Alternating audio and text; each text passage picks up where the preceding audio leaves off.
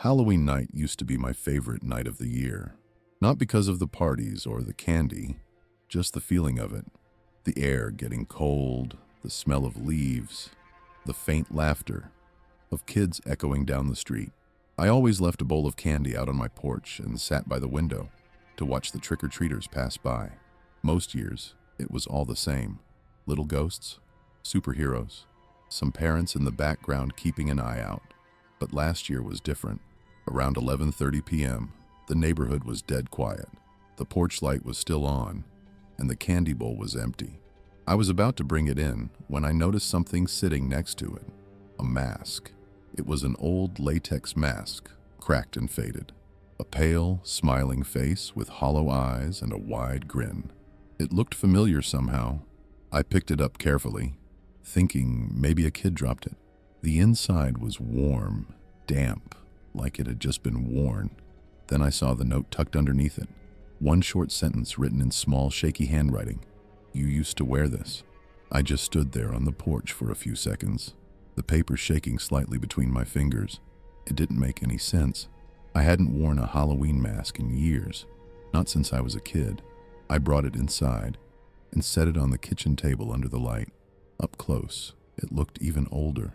The rubber was yellowed and brittle around the edges. The painted grin faded and cracked. It looked like something straight out of the 90s. I thought maybe it was a prank from one of the neighborhood teens. They liked to mess around with the older residents sometimes. Fake spiders and mailboxes, silly notes. But this felt different. The handwriting on the note looked deliberate, careful, and the message wasn't meant to be funny. Out of curiosity, I went through an old box of photos in my living room. Pictures from childhood, Halloween parties, school costumes. And there it was. A picture of me at around 10 years old, standing next to my dad on our old front lawn. I was wearing the exact same mask, same grin, same hollow eyes. I even had the same little crack above the left eyebrow. I don't remember ever owning it. My parents must have bought it for me.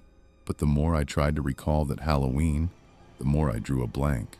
No memories, no flashes of a costume or candy or anything, just the mask.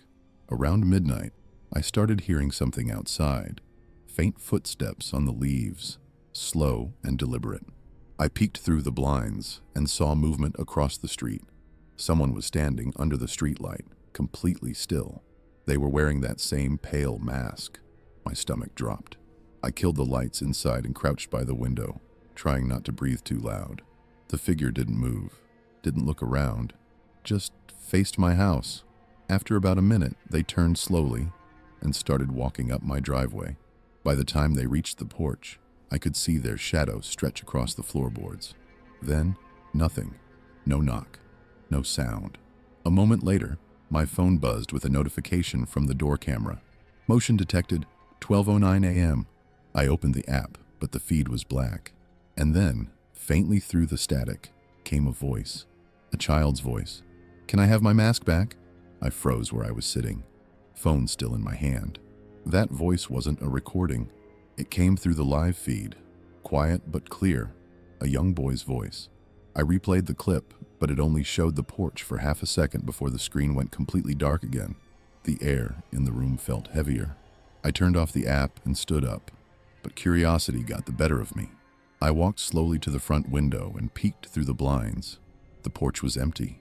The candy bowl sat where it had been, the mask gone. I told myself it was just a glitch, some neighborhood kid hacking a doorbell cam or a prank gone too far. Still, something about that voice clung to me. It sounded too familiar. The next morning, I called my mom. I asked her if she remembered that Halloween when I wore the mask. She went quiet for a second. Then she said, "Honey, you never had that mask. We couldn't find one in your size that year, remember? You stayed home with your father. You didn't go trick-or-treating." I told her I had the picture, me wearing it, standing outside. She insisted we'd never taken one. I hung up and went to dig the photo out again. It wasn't in the box anymore. Every picture in there was the same, just me in regular clothes, no mask, no costume. That night, I tried not to think about it. I didn't turn on the porch light, didn't open the blinds. Around 11:30, my phone buzzed again. door camera motion. When I opened the app, the feed was crystal clear this time. Someone was standing on my porch, facing the camera. They were wearing that same mask, and they were holding something in their hand, a Polaroid photo. They lifted it slowly, pressing it up to the lens. It was me. The picture showed me standing at the front door, wearing the same mask, smiling at the camera. Timestamp, Halloween, 1999. I didn't sleep that night. Every time I closed my eyes, I saw that pale grin, those hollow eyes staring back through the glass. The next morning, I went outside to check the porch. There was no photo, no mask, just a faint outline in the dust where something had been lying for hours. I tried to pull the door camera footage again, but the app gave me an error. Clip archived. Original file dated October 31st, 1999. It shouldn't have been possible. The camera had only been installed a year ago. I deleted the app and unplugged the camera completely. But when I went to throw it out later that week, I found something wedged inside the box. The same folded note from before. The same shaky handwriting. You used to wear this. Only now, someone had added 2 more words underneath.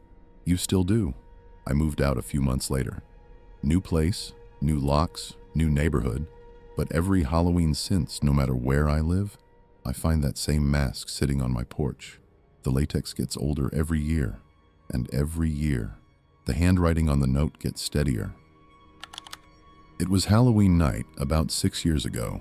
My friends and I had just left a small house party a few blocks from where I used to live. It was around 1 a.m., that time of night when the streets finally go quiet, and the decorations start to look less festive and more unsettling. There were 4 of us walking home. We'd had a few drinks, enough to make us laugh at everything, until we reached the intersection near the old church. That's when we saw him, a man standing perfectly still beneath a single streetlight at the corner. He wasn't wearing a costume, at least not one I recognized. Just dark clothes, maybe a coat, and what looked like a white mask. He wasn't moving, wasn't looking at his phone, just staring down the road, like he was waiting for something. We joked at first, said it was probably some guy trying to scare people. But as we got closer, he did something that shut us all up. He tilted his head slightly. Then he said something. He said my name. At first, I thought I'd misheard him. The others didn't react right away. They were still joking, still walking. But I'd stopped in the middle of the street. He said it again, my full name this time, slowly, like he wanted to make sure I heard every syllable. "Dude," one of my friends laughed. "How does he know your name?" But the man didn't laugh. He didn't move at all. The mask caught the light, smooth and blank. Maybe painted, or plastic, I couldn't tell. The eye holes were just black. I tried to play it cool, called out, "Funny, man. Nice try." No answer. We crossed to the other side of the street, pretending to ignore him, but I could feel it. The kind of pressure you get when someone's eyes are locked on you. Every few steps I glanced back. He hadn't moved, but the angle of his head changed each time, always turned just enough to keep facing us. By the time we reached the next block, one of my friends, Jared, turned around and yelled, "Hey, you good, buddy?" Nothing. Then as we turned the corner, I looked back one last time. He was gone. We laughed it off after that. The night air was freezing, our breaths fogging as we walked. We figured he'd stepped into one of the alleys, or maybe was just some weirdo trying to freak people out. We split up a few blocks later, everyone heading in different directions. I only had a short walk home, maybe 5 minutes. Halfway there, I started hearing footsteps again. Slow, even. Not rushed, just steady. I stopped. They stopped. I looked behind me, and there he was again, standing under another streetlight, about half a block away. Same mask, same posture. The light flickered once, and for a split second, it looked like his head was tilted backward, like he was staring straight up at the light itself. Then the bulb went out completely. Darkness. I ran the rest of the way home. When I got to my front door, I fumbled for my keys, glanced back down the street.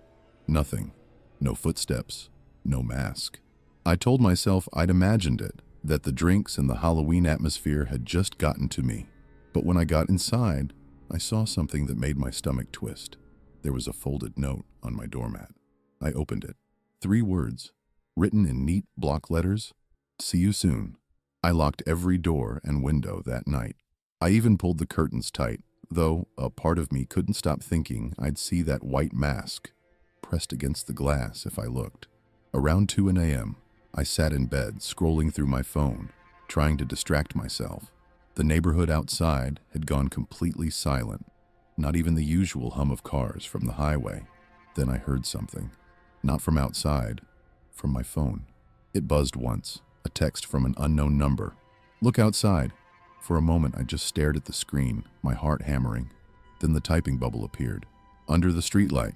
I didn't want to, but I got up, walked to the window, and carefully peeled the curtain back just an inch. There he was, standing under the same streetlight in front of my house. The mask gleamed in the orange glow, blank and expressionless.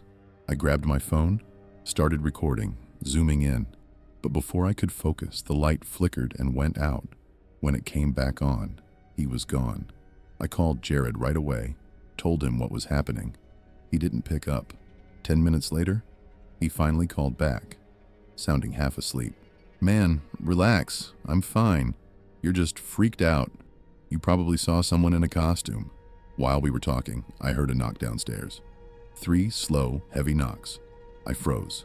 Through the phone, Jared said, "Wait, did you just text me again?" "What?" I whispered. He paused. "The text says, 'Look outside.'" I hung up and ran to the window again. Now there were 2 figures standing under the streetlight, one in the white mask and one wearing Jared's hoodie. I didn't move for a long time, just stood there, staring out through the tiny gap in the curtain, the phone still buzzing in my hand. The 2 figures didn't move either. They stood perfectly still under the streetlight, one in the mask, and one who looked exactly like Jared. Same build, same clothes, even the same way he stood, hands in his hoodie pockets. I tried calling him again, but the line went straight to voicemail. When I looked back outside, the light flickered once, and now there was only one figure left, the one in the mask. The next morning, I called everyone who'd been at the party, asked if they'd heard from Jared. No one had. By evening, the police were involved. They checked his apartment, his car, everything. Nothing. They asked if I remembered anything unusual. I said yes. The man under the streetlight, the white mask. One of the officers frowned and asked, "What kind of mask?" When I described it, his face went pale. He told me someone had reported seeing a man in that same mask years ago, walking alone on Halloween night, calling people's names. They'd never caught him. I didn't tell them the last part. That night, I got another text from the same unknown number. A photo, taken from across the street, of me, standing in my window. I moved into my new neighborhood about 2 weeks before Halloween. It was one of those calm, middle-class streets, trimmed lawns, porch lights, and neighbors who waved when they saw you but didn't really talk much. I didn't know anyone yet, but by the end of the first week, I'd noticed something strange about the house across the street. They had Halloween decorations up early, way earlier than anyone else. But instead of orange pumpkins, plastic skeletons, or fake spider webs, they only had 3 black pumpkins lined up on the porch. No faces carved into them, no lights. Just matte black pumpkins sitting perfectly spaced apart. Every night, the same thing. All the other houses would glow orange with decorations and flickering lights, but theirs stayed dark. On the morning of Halloween, I went out to grab the paper and noticed something new. There was a 4th pumpkin on their porch. It wasn't black like the others. It was orange, bright orange, and it had a name carved into it. My name. For a minute, I just stood at the end of my driveway staring at their porch. The name was carved deep, clean and neat, not like a kid's prank. The rest of the street was already buzzing with Halloween prep. Kids were putting on costumes, parents setting up candy bowls, neighbors stringing orange lights. But the house with the black pumpkins stayed silent. Curtains drawn, porch dark. I tried to tell myself it was a coincidence. Maybe there was another person on the street with the same name. Still, it bothered me enough that I decided to cross over. and take a closer look. When I stepped onto their sidewalk, I noticed something odd. Each of the black pumpkins had faint carvings on them too. Not faces, but letters. I had to crouch to make them out. Each one had a single word etched in rough lines. We. Remember? You. The orange pumpkin with my name was placed right after them. When I touched it, it was cold. Colder than it should have been for sitting in the sun all day. I felt a weird urge to pick it up, but before I could, the front door opened slightly. A woman's voice called out softly, "Don't touch that!" I stepped back fast, stammering something like, "Sorry, I thought..." She stepped into the doorway. She looked normal, mid-40s maybe, pale, wearing a sweater like any suburban neighbor. But her expression didn't match her calm tone.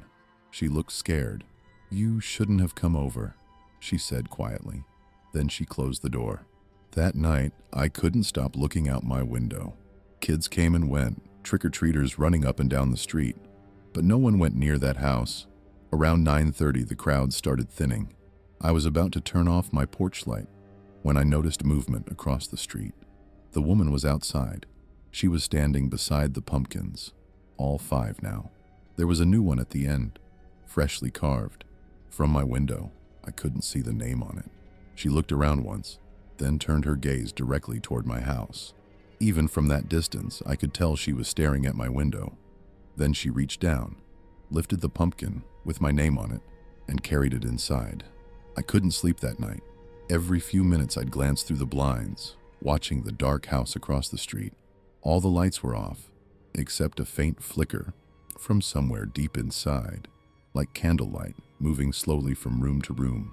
Around midnight, I saw the front door open again. The woman stepped out, carrying something small and round in both hands. For a second, I thought it was the pumpkin with my name on it. But no, this one was darker. She walked to the curb, set it down gently, and turned toward my house.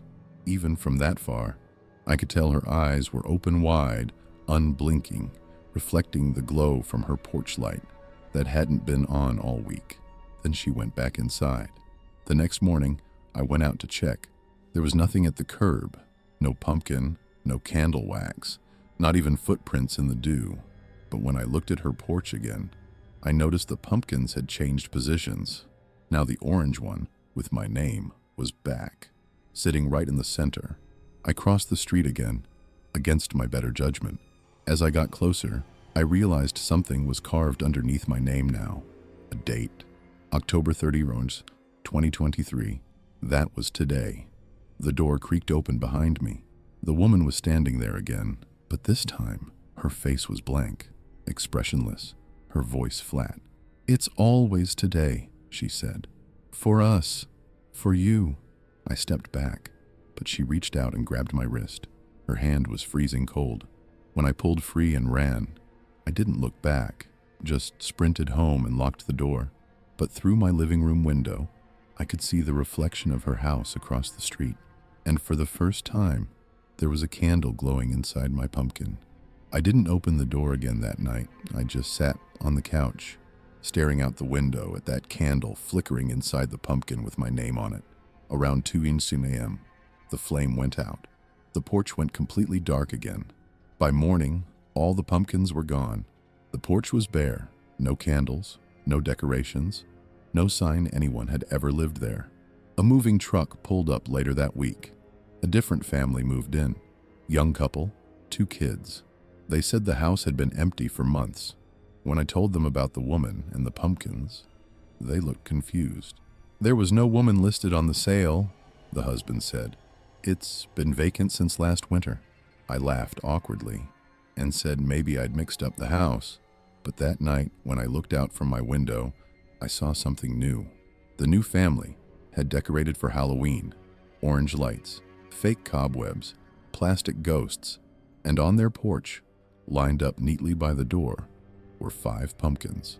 4 black, 1 orange. I didn't even need to cross the street to see it. The candle flickered on inside the orange one, just long enough to reveal my name carved into the front. Same handwriting,